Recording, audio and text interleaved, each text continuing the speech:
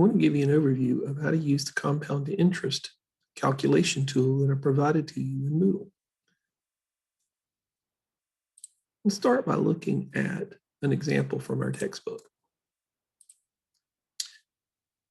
So example 1 says that you deposit $2,000 in a savings account at Hometown Bank, which has a rate of 6%.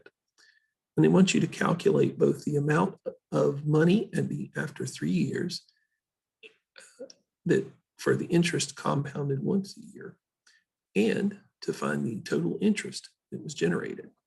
They're going to use this formula that's in the box at the top of the page. I want to show you how instead to use the compound interest tool I've given you. First, let's see how to get to it.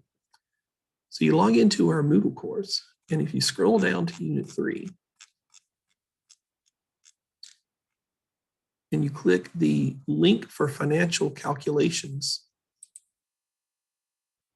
then you have 3 financial calculator tools available. The very first one is the compound interest calculator. So click that.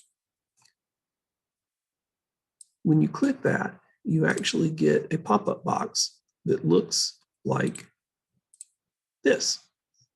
And this is the compound interest calculator. Notice that it can calculate either the total amount, A, which is the calculation that was done in the textbook, but it can also calculate the principal based on the other 3 pieces of information, or the rate, or the amount of time that it would take to get a certain value. So remember, let's go back and take a look at the example first.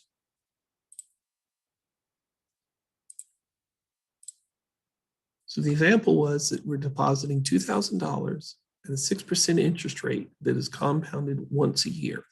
So when we put that into our calculator, it would look like this. So here we would put in $2,000. The rate is 6%. We can actually enter it as a percent. We don't have to convert it to a decimal when using this calculator. We're going to compound it only yearly, so once per year or annually, and we're going to let it go for 3 years.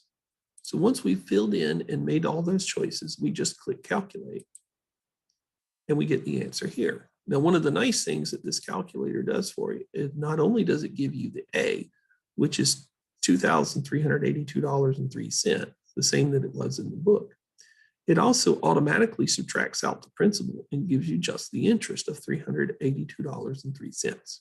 So this makes these calculations a lot easier for you to do. So I hope that that helps, and I hope that you will be able to use that